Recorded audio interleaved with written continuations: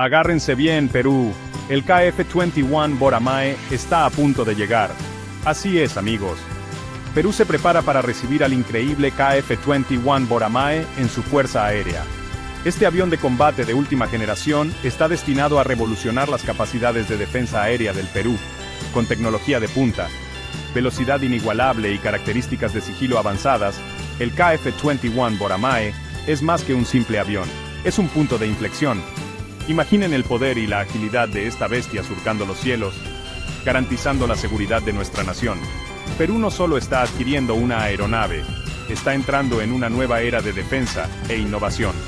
El KF-21 Boramae promete un mayor éxito en las misiones y una ventaja estratégica sobre las amenazas potenciales. Manténganse al tanto mientras Perú toma vuelo con el KF-21 Boramae. Este es un paso monumental para nuestras Fuerzas Armadas y nuestro país.